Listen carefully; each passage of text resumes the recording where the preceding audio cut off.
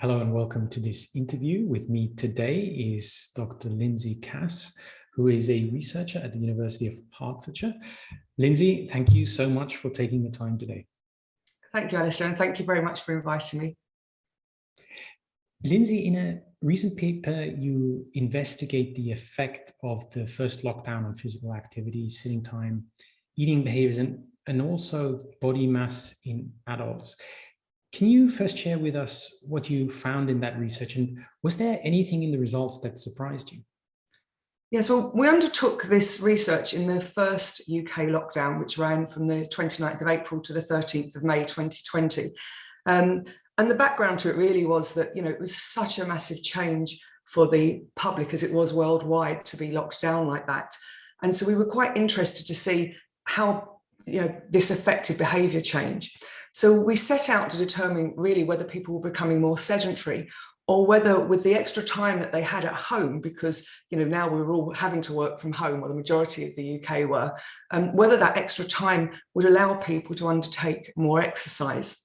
So we asked them quite a few different questions. It was quite a big survey. We had over 800 people engage in it, and the survey must have taken them at least 15 minutes each. We kept a record of the timings actually, and it averaged out at 15 minutes, but some people took a lot longer on it. And for that survey, we looked at how often they exercised, and we specifically asked them that if they had gone to the gym, whether they were now exercising at home. So we included online and home workouts in that to have a look at the change, because obviously we had to take into account that the gyms and all the health clubs and the sports clubs were all closed. We couldn't use them. And so we added to that whether people were running or cycling more, because we realized that some people that perhaps undergo exercise in the gym when they're allowed out, we were allowed out once a day in that first lockdown, whether they would do more running and cycling. And then we wanted to have a look at walking and to see whether more people were actually meeting either the UK guidelines for moderate physical activity walking, which is 150 minutes a week, and that also was in line with the World Health Organization. So we looked at quite a few things from physical activity, and we actually looked at how much they were sitting as well, and we got quite a mixed bag of results. So, if you allow, I'm just going to go through some of the results to set the scene, and then we can discuss them a bit. So the first question that we asked people was, whether they felt they'd put on weight. Now, this is obviously self-reported, and we have to take into account any psychological aspects of that. So people might feel that they've put on weight just because they're sitting more, or people might actually find their clothes are too small for them. And we found that 13% of the cohort had put on weight, but 17% said they felt they'd lost weight. So that was quite an interesting result. And 50% said they felt they'd stayed about the same. So, half the cohort felt they hadn't really changed. And this was on weeks 5 to 7. So they'd already done a month in lockdown before we sent out the survey. So they'd had a month in lockdown, and then we looked at them the second month. And then we moved on from a tight lockdown to a stay aware lockdown, so people could go out more. We found that from that cohort, 39% of them felt that they were eating more and eating more unhealthy foods. So not a lot of positives to start with. So we set that as the basics of, how they'd changed personally. And then we asked them how much their exercise frequency had changed. So we asked those that how many times they had gone to a class or to the gym before the lockdown and how much afterwards. And for those going 2 times a week or more, 29% changed to never doing any exercise. So over a quarter of the people that had been exercising fairly regularly, twice a week, nearly a third of them, 26%, weren't going to exercise at all. And there was an increase of 50% of people never going to the gym. So, and I keep saying going to the gym, actually, I need to correct myself on that, because the gyms were closed, and I think that's a mistake on my part to say never going to the gym. I should say never exercising. So they weren't doing any form of formal exercise. And then it's interesting, isn't it? And I think this was something that showed up on the survey, is how much we tie together the gym and exercise. And I think that's one thing that's come out of the lockdown, is that, and you'll see with the walking results, people have realized that they can actually get their physical activity and their exercise outside. I think an interesting survey would be whether gym memberships have reduced, actually, because we do so think of whether going to the gym is our only form of exercise. So 50% increase in those never doing any exercise. So that was not a particularly good result for us. But we counterbalanced that because we found that there was a 38% increase in those that were either running or cycling. So that would count as high intensity exercise, not moderate exercise. So that's a real positive 38% increase in those going out. And, I think people that undertook exercise before can really relate to that, because your outlets for exercise was now closed. You couldn't play tennis, you couldn't play football, you couldn't go to the gym, you couldn't do anything at all like that. So actually people took to running outside, or if they had a bike, to cycling outside. So that was quite good. But the real two key issues we wanted to look at was really just physical activity, not necessarily high intensity exercise. And so we looked at walking, and then we looked at sitting time. So here we have a real cross section of results, because for the walking time, a real positive, there was an increase of 70%, 70, so a really high increase of those walking more than 30 minutes a week. So that doesn't sound a lot, 30 minutes a week. And the reason why we use that cutoff was because people that don't walk 30 minutes a week are classified as sedentary by the World Health Organization. So we wanted to see if the population in England, the actual survey was, although the rules apply to the UK, our survey was just on the English cohort. And so we're really pleased that 70% of people now were walking at least 30 minutes a week. So we'd lifted people out from being sedentary. And the World Health Organization, has stated that any form of physical activity will cut down on all the, comorbidities that we have within activity. So that was a positive. And we found there was an increase in people meeting 150 minutes a week walking, which is what we're aiming for, and a 25% increase in those meeting 10 minutes a day for 7 days a week, which again is towards the sedentary end. We're looking at the general population here, not a particularly fit group of people necessarily. And so 10 minutes a day for 7 days a week are one of the UK guidelines, and we had an increase of 25% on that. So, we can reflect on those results and say, actually, if you're a really fit person, that's not really a lot of exercise. But if we look at the cost to the NHS or to public health, to be able to say that 70% of people are walking more than 30 minutes a week whilst they're locked down, and increase to 70%, is actually a real positive for people working from home. And we found that we had reduced by 13% the people that were classified as physically inactive. So those doing less than 30 minutes a week. So from the walking data, the results were really good, and then we move on to the sitting, which I know is the theme that you're looking at here, Alistair. So, be prepared to be not very happy with the results we got on the sitting data. And we have to bear in mind again that the sitting data takes into account, like now, we're sitting and having this meeting over Zoom, and all our work meetings were in the kitchen or wherever you were working from. So people really sat a lot. They couldn't even walk to the car to go out to eat in the evening, because we could only go out once a day. And we found there was an increase in people sitting more than 8 hours a day. And we classified it into weekdays and weekend days, because we were hoping, that the weekend days, maybe people got out more, and the weekdays, everybody was very busy at work. So weekdays, there was an increase of 44% of people sitting more than 8 hours a day. And this was one of our surprise results. Unfortunately, on weekend days, we got an increase of 121% of people sitting more than 8 hours a day. And, that's very disappointing and quite upsetting, because actually the weather here was brilliant during that time. And so, it's disappointing to think that people don't go out for a nice walk more at the weekend. And, maybe we need to team up with some psychologists to see what the rationale is for people not getting out and about more. There was also, which coincided with this, a large decrease in people sitting less than 4 hours a day. So, that coincides with the sitting more than 8 hours a day. There was less people sitting less, they were all sitting more, in other words.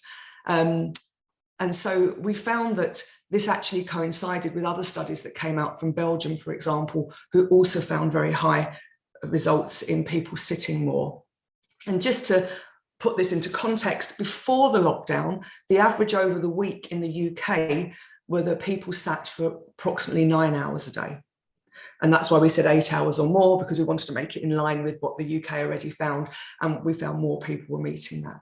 So a little disappointing, the results there. But you asked about surprise results. And I think the 121% increase in sitting time at the weekends, I don't know if I call it a surprise or a shock, but wasn't really what we had wanted to find. We'd wanted people to say, oh, I'm going out more, and but people weren't. They were obviously on computer games or on the television more, watching their box sets.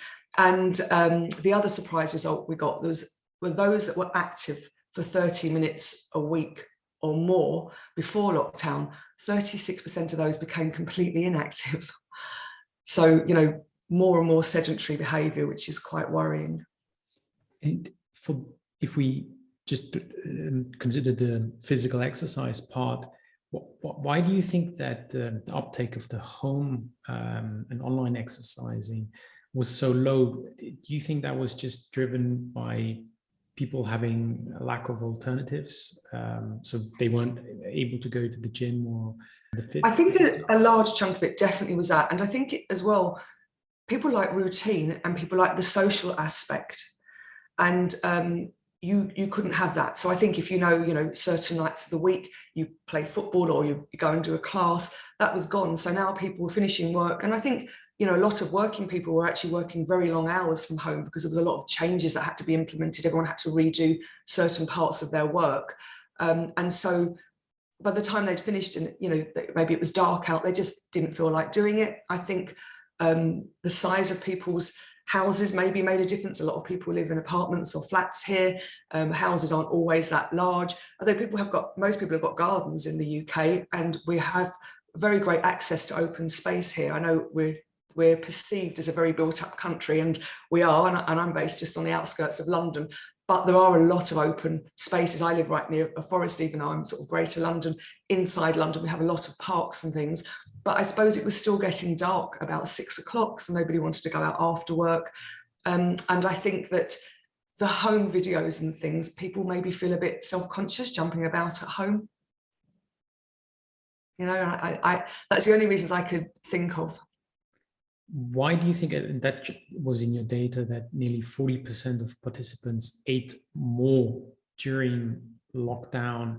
Can you maybe speculate on the reasons for this? And it is speculation because we didn't ask them why. So it's speculation. I think people were bored, and I think people had easier access to the fridge.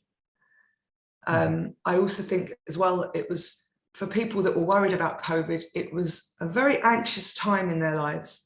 And I think that anxiety and stress lead people to comfort eat.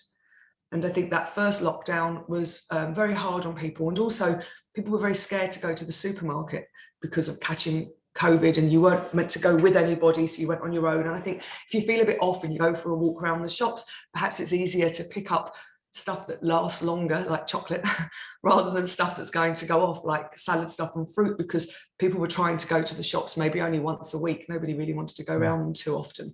So I think there's quite a few different reasons why. But I think basically comfort eating would be the reason I would suggest the most. I mean, having said that, we didn't have a breakdown of diets. And I do know of people that have said that since lockdown, they make a home cooked meal every day and they have salads for lunch and they've cut out bread and they're eating really healthy. So there is always the counter side of that. And it was something that we actually wanted to try and advocate long term from this study. One of the original title actually was whether a flexible working pattern would make people healthier. And it's something that I'm still very interested in, and some of the results from this I may use in the future, because actually if you work from home, whereas maybe you used to leave the house 7:30 in the morning, in theory now you don't have to get up to 5 to 9, you have a lot more time. And also the other aspect of this that was very interesting, and we did ask these questions, and we haven't had a chance to analyse this yet, is we were quite interested if people exercised more as a family. So exercise, including walking. So, you know, normally that if you're a working parent, you don't get into 6, your child maybe has been to an after school club and then you have dinner and everyone sits down.